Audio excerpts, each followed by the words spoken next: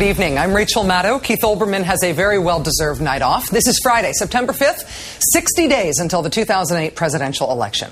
Before we knew Karl Rove as Karl Rove, when he was just a little-known political operative from Texas, he once told reporters, quote, "Look, I don't attack people on their weaknesses. That usually doesn't get the job done. Voters already perceive weaknesses.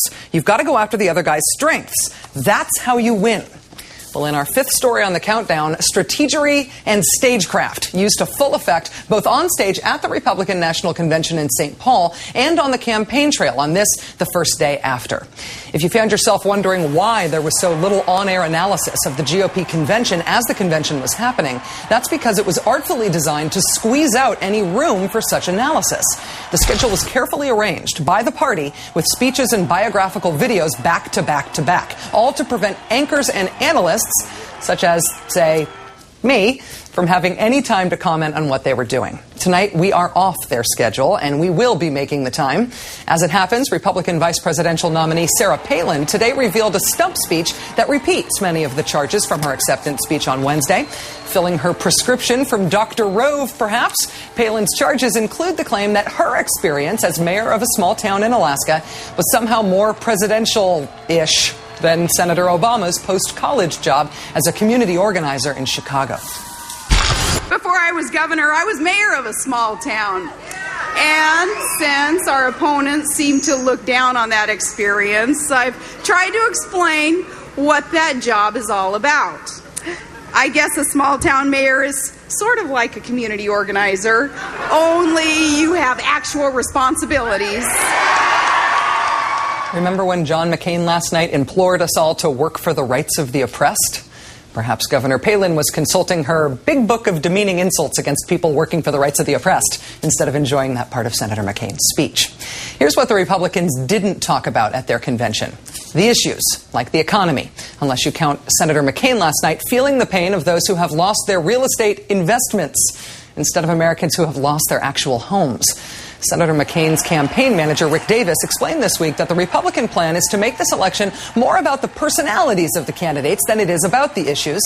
This afternoon at a glass factory outside Scranton, Pennsylvania, Senator Obama dismissed the idea that this election is about either him or his opponent. Personalities? I mean, I think I've got a pretty good personality. But that's not why I'm running for president. I'm running for president to put people back to work, to give them health care, to make them have college that's affordable. This is not a personality contest. In Philadelphia, Obama's running mate, Senator Joe Biden, suggested that perhaps the Republicans don't have anything else to discuss. What do you talk about when you have nothing to say? What do you talk about when you cannot explain the last 8 years of failure?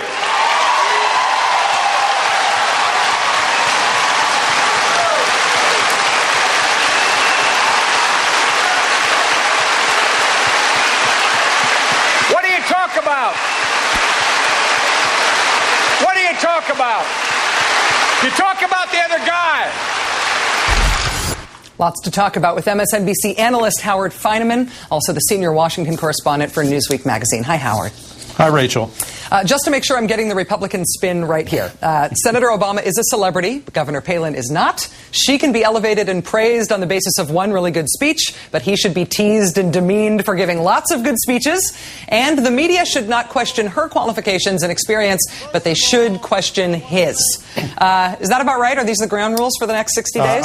I think you have been well briefed by Rick Davis and all the other people at the McCain campaign. Sure, they're going to try to get away with it if they can.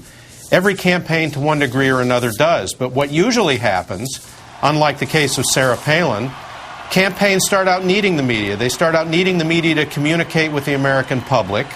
And so they're open to reporters, and they're open by necessity to the questions that reporters ask.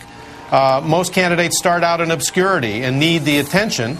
And also, over time, candidates get vetted the way Barack Obama, who was a new celebrity a few years ago, has been pretty thoroughly vetted over the last 18 months by Hillary Clinton, by the media, by everybody in the world. The difference here with Sarah Palin is she was in virtual obscurity 10 days ago.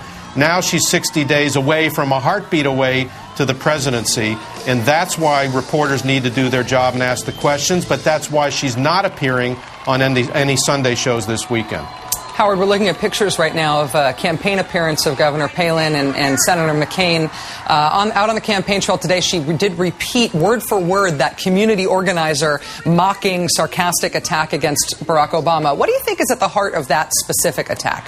Well, I know what it is because I've covered conservative movement for decades, Rachel, and what they're saying to themselves, if not to the rest of America, is that community organizer is somehow about an extension of the government. It's about appealing from a street level to get the government to do things for you. And that's obnoxious to the conservative philosophy. What they tend to forget, however, and they would rather have faith-based community organizing, which, of course, they've gotten money out of the government to do. The irony of it is that when Barack Obama was on the South Side, he was doing faith-based community organizing. A lot of his action was in the churches of the South Side of Chicago. He's actually very much in their grain. They just won't admit it. I feel like I'm seeing some parallels to the 1992 election, sort of a fire-breathing, us-against-the-world Republican convention that made the base in that room very happy, but it may have alienated the rest of the country. And the Democrats' strategic opportunity being on the issues, the economy, really practical stuff. Do you see it that way at all? Yeah, I think that that's an interesting analogy, and there are some parallels. I would caution you, though, because back in '92 in Houston, and I covered that convention, the Rock'em Sock'em stars in Houston were Pat Robertson and one Patrick J. Buchanan. Now, Pat Buchanan is a friend of ours, and we know him well, but he's not Sarah Palin. I mean, Sarah Palin is a rock star who drew 40 million people, and she does have a chance, at least the Republicans think so, to reach across the aisle. But I agree the other part of your analogy, which is this is really all about the economy, or should be.